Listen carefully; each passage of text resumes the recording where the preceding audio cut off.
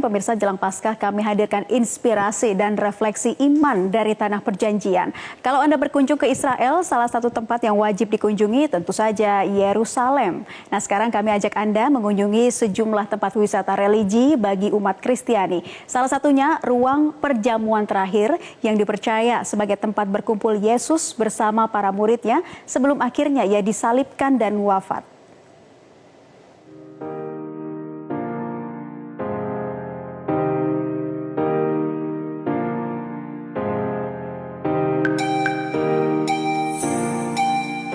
Ini kita ada di Bukit Zion. Di sini kita akan melihat The Last Supper Room atau ruang perjamuan terakhir, dan kita juga akan melihat gereja Santo Petrus Galikantu. Di sini ada peristiwa Petrus menyangkal hingga akhirnya ayam berkokok.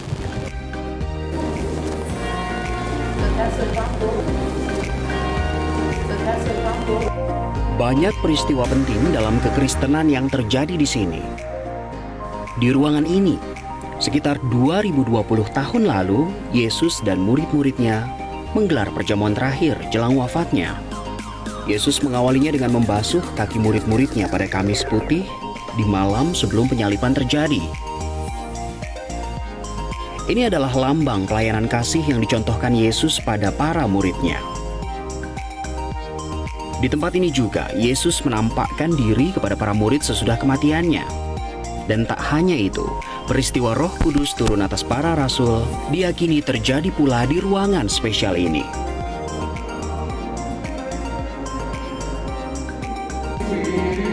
Luas ruangan kurang lebih 15,5 kali 9 meter. Ia terbagi dua oleh 3 tiang.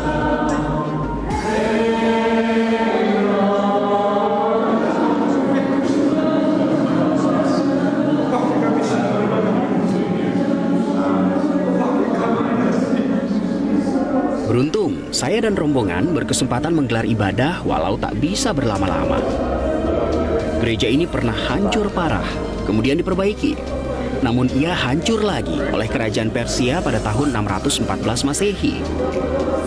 Sempat diperbaiki, bangunan ini lagi-lagi dihancurkan pada tahun 1006 Masehi oleh Khalifah Al-Hakim. Namun setelahnya diambil alih oleh tentara salib. Dan di era Israel modern, bangunan akhirnya dikelola Orde Fransiskan dari Katolik Roma hingga sekarang.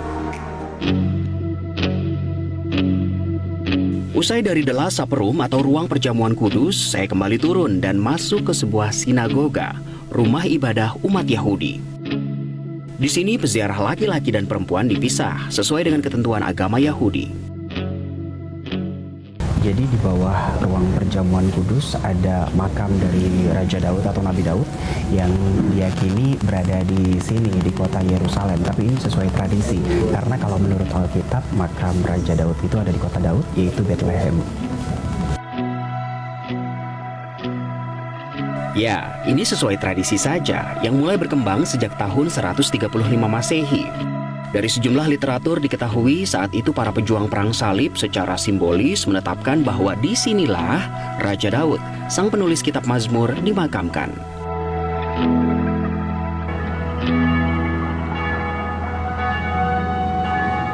Tidak jauh dari ruang perjamuan terakhir dan makam Raja Daud ada gereja Santo Petrus Galikantu. Galikantu dalam bahasa Ibrani artinya ialah ayam berkokok. Perhatikan jam bukanya ya, agar tidak salah jam kunjungan. Di pintu masuk utama gereja ada pahatan kisah Rasul Petrus yang menyangkal Tuhan Yesus hingga 3 kali. Disinilah diyakini peristiwa itu terjadi. Di atas pintu juga terpahat kutipan kitab Mazmur 121 ayat 8 dalam bahasa Latin, yang artinya, Tuhan akan menjaga keluar masukmu dari sekarang sampai selama-lamanya.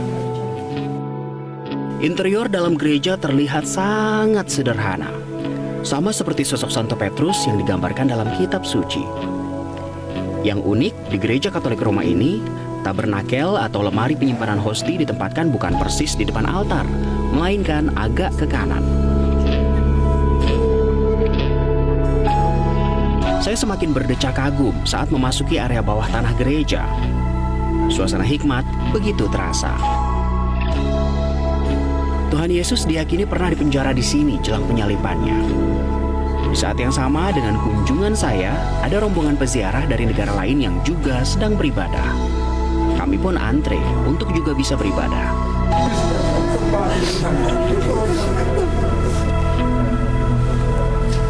Saya melihat ada satu lubang di atas ruangan. Ternyata dulu para tahanan dilempar ke dalam penjara bawah tanah dari lubang itu. Walaupun kondisinya kini sudah dimodernisasi, namun melihat penjara bawah tanah membuat hati saya tersayang. Rasanya saya tak sanggup membayangkan bagaimana penyiksaan yang dialami kala itu.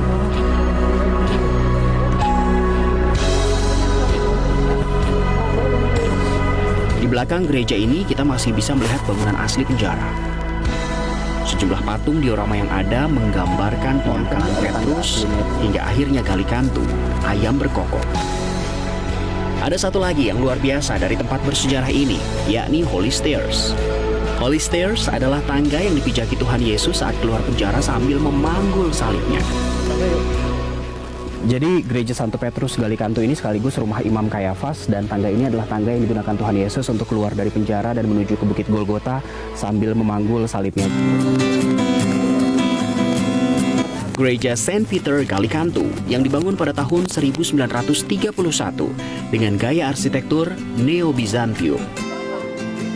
Dari Yerusalem, Salam Pesi, Dwi Yudi Hartato, Metro TV.